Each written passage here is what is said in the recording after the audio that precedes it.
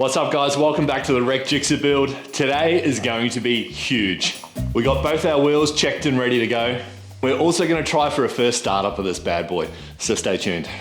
So this right here is our bargain basement eBay special. $300, we bought it in the last episode. So during the week, I went over to Motor Garage. I got the front wheel tested again for straightness, which I think has come back perfect. The rear wheel, which we just purchased, is also perfect. We chucked an old tire on it just so we can get the bike back on its wheels, and that's the first thing we're gonna do. In the meantime, I'm gonna get this battery on charge because if we're gonna try and start this bike, we need power.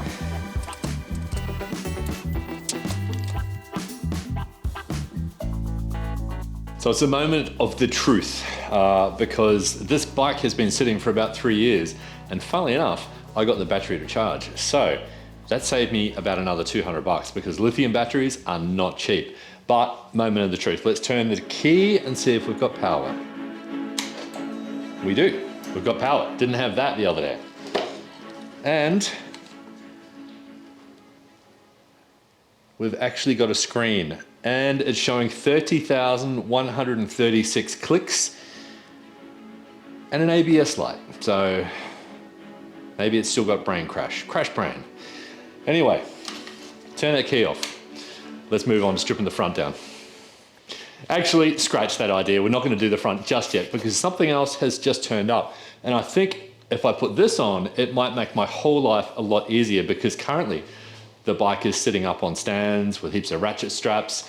What's in this box is not only cool, it actually does work. Like it actually has benefit to it. You know what, enough talking, let's open it.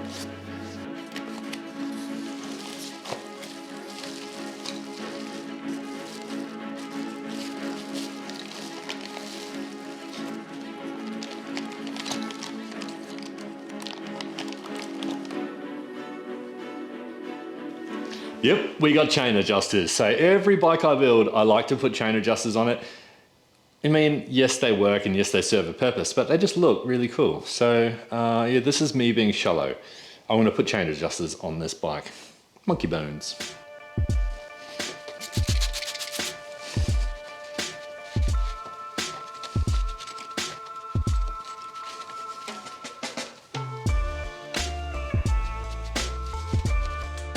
So this is super easy. Once you've got the existing stuff off, all you gotta do is slide the chain adjuster in. You gotta loosen it up a little bit first, just so it actually sits in the groove on the rear of the swing arm, how it's supposed to, and then just grab one 8mm bolt, bolt it in place with a bit of Loctite.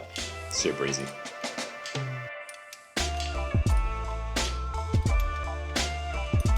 So what I really like about these Monkey Bones ones is it has this cool little cover which covers this bolt here. So the bolt can just never come loose. So that little cover fits over just there, whoops, and just screws it in place.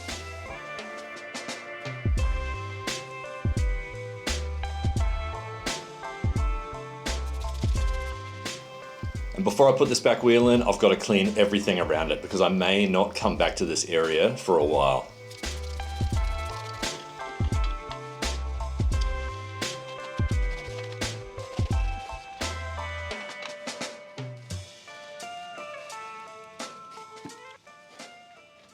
And before this rear wheel goes on, I just hate working with dirty surfaces. So I'm going to give this a real quick clean.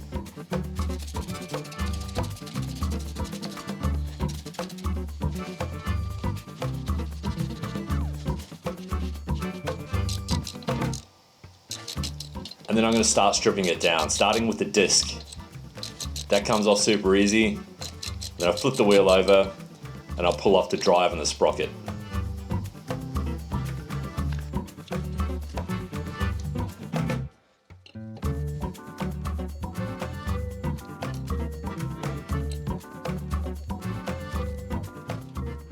So now all I've got to do is clean everything as I take it off and transfer it all over to the new wheel.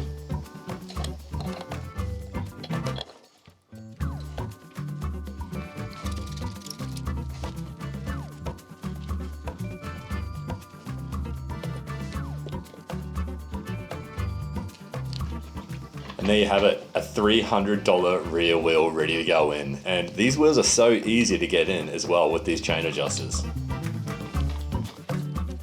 I just line it up. I'll put a block of wood under the wheel just to lift it up so that the axle hole is in the right spot, and then slide it in.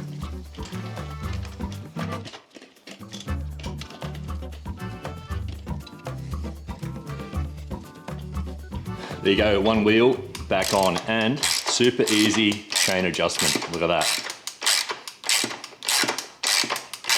Same on both sides, get the chain a little bit tighter. And then we're mocked up. It's another job done. So let's move on to the front.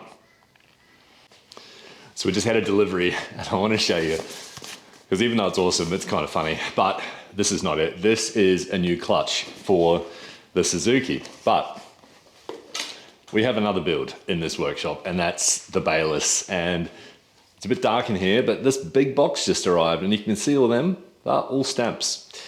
That's what they've used to post it, 1 million stamps. I thought that was kind of cool. Right, let's clean this up, strip it down, rebuild it. And then I think after that, we'll move on to the tank. So I'm gonna do this slowly, and I'm gonna do it methodically. I'm gonna try and clean as I go, because again, nothing worse than working on a dirty bike. So first things first, air ducts are coming off.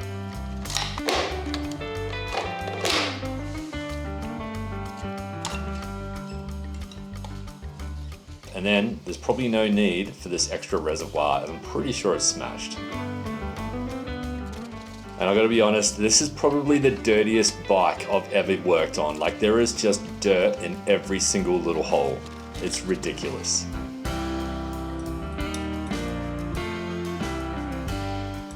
Now this engine bolt was missing from the start, so we think it's ripped off when the frame slider ripped off. So I want to replace it with a perfect like for like, and I'm just going to clean out this thread properly first so the bolt goes in nice and seamlessly. Actually, I don't think I will pull this whole thing apart. It's not as bad as I thought, and the suspension expert is going to have to pull this whole thing apart to service the shocks anyway. So when they put it back together, it's going to be perfect. In the meantime, all I'm doing now is I'm just going to line up these torque marks on the bars, just so that the bars are sitting in the correct position, and then try and get that new clutch on. It's one done.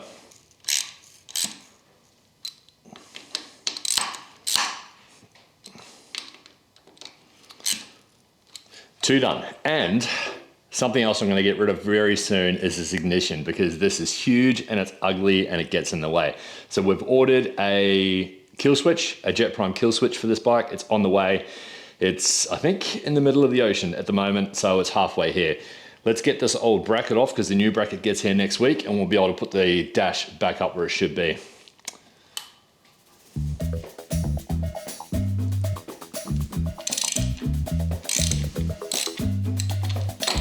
The next thing I want to look at is the steering damper and whether or not it actually still works.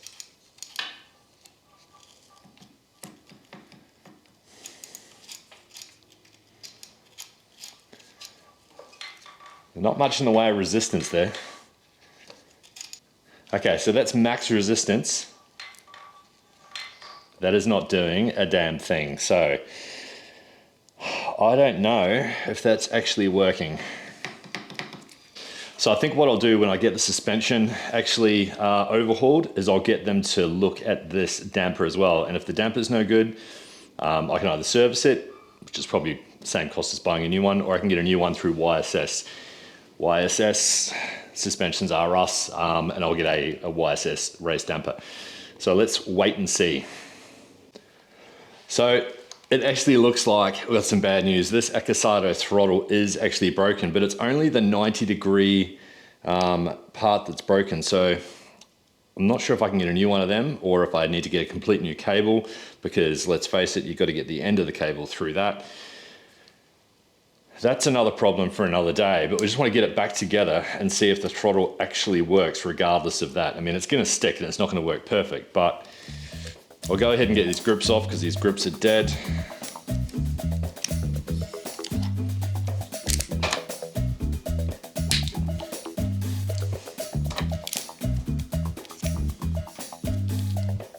Now I have a replacement throttle tube, which I picked up for 20 bucks off the same guy that I got the tank off. And I'm hoping that it fits, Or even better, maybe this one's still fine. It's either full of dirt or it is just not wanting to move.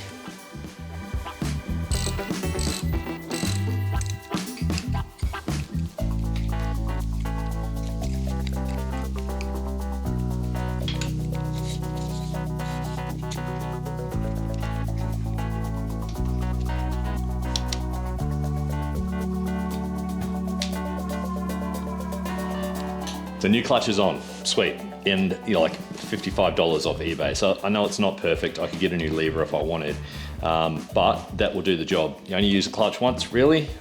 Quick shifter does the rest. So next up, we're gonna take this tank off because over here on the shelf, we've got our $50 tank off Marketplace. And this is going on today because we need to start this bike.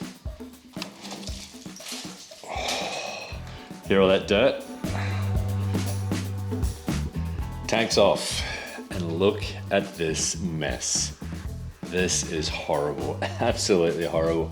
I'm gonna have to give this a really, really good clean because the last thing you want is any dust or crap getting into the injectors. So just quickly, I'm gonna reinstall this front wheel because that means I can do an oil change and get to the sump. Front wheel's back on and calipers are off. So I was gonna take the brake discs, the pads out of these, strip them down a little bit so it's just a bare naked shell. And then we're gonna prep them for paint because we've got this. So caliper paint, black gloss caliper paint. And I'm thinking what I'll do is keep the Brembo silver. So I'll sand that back to silver and then clear gloss over it with some high heat clear gloss paint. So that's no small task. But before that, I've got to get back up on this tank area where it is just covered in dust and dirt.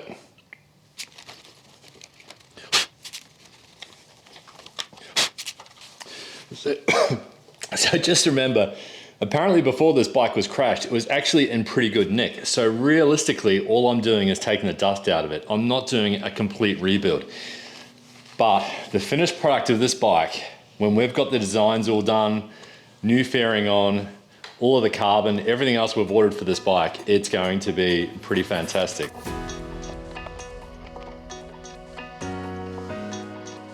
Okay, not too bad. K&N filter, which actually looks like it's pretty clean, just needs a blowout. Not bad at all. K&N, good brand. And everything in here just needs a really good clean. I've purposely put something over the intakes just because look at the amount of dust sitting on the edges. So I need to get rid of all of that with a wet rag and just clean this whole area up and put it back together. So with the airbox cleaned up and back on, I'm just gonna work on this tank. I've got to strip everything off this old tank, including the pump and all of the brackets because I've got to get that carbon fiber front off it as well. And I've got to be honest, this fuel did not smell very good.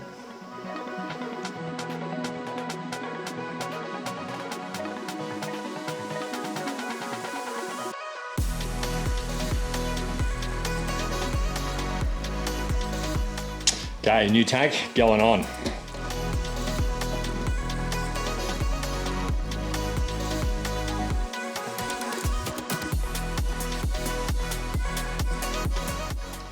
And I also managed to change the oil and filter. So this bike is gonna have some nice fresh fluids in it.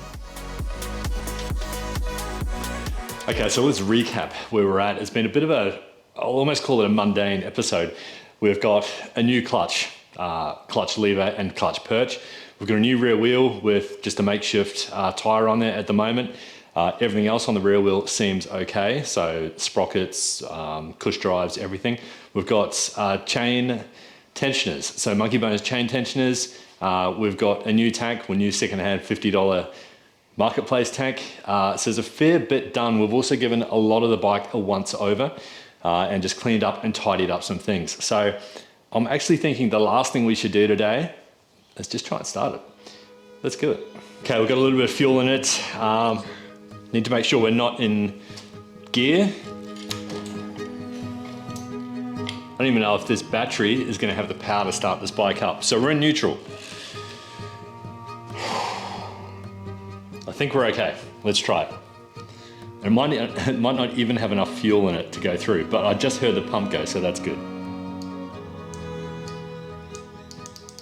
There's nothing. I got nothing.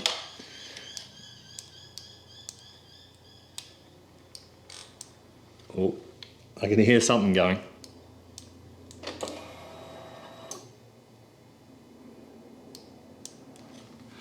What is going on here?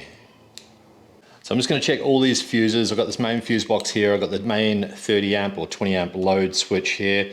It's got this cool little box. I don't know what it is. It's called a Woolwich something load switch. So I don't know what that does. We're going to go ahead and check number 3, which is ignition. So there's a 10 amp number 3 there.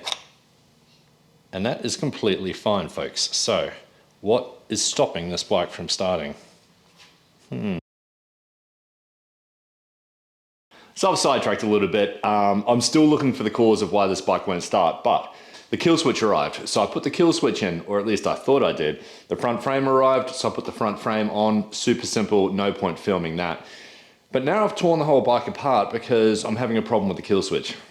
So this kill switch, I bought it online and it's got this plug on it.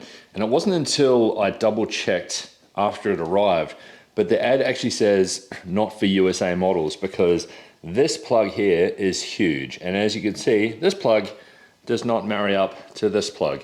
So not quite sure what I'll do there. So I think I'll just replace the original ignition for now and see if they come back to me about that kill switch. There might be like an adapter plug or something I can get. So something else I thought of as to why this bike might not start. This switch right here, it's got the letter up on it. That's actually our bank sensor, so our lean angled sensor. And I'm thinking maybe that just needs a bit of a shake, like a reset. So I'm gonna take that out and try and reset that. I'm then gonna check all the fuses again. And something else I thought of that I've also checked is all these wires and cables down here that were on the outside of the frame during the crash. So they got pretty bashed up, but from what I can tell, they haven't actually burst. However, these, from this point forward, only service the ancillary functions on the back of the dash or the headlights. So I don't think that they will actually stop the bike from starting. So I'm still thinking it's something more fundamental, like just a bad connection to the starter motor or a bad connection to the ignition. So it's got to be something as simple as that. So I spent the next 20 minutes checking everything again. I pulled out every single fuse, double checked it. I've checked the battery against the starter motor. I've checked the relays, and I've also checked that tip over sensor, just took it out, given it a bit of a shake. Fingers crossed. So let's try again.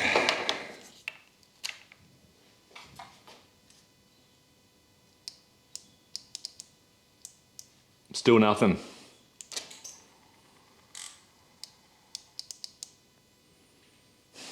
Maybe it actually just needs to be plugged in to the Gsxr machine and maybe wipe some codes. That might actually be the next plan of action.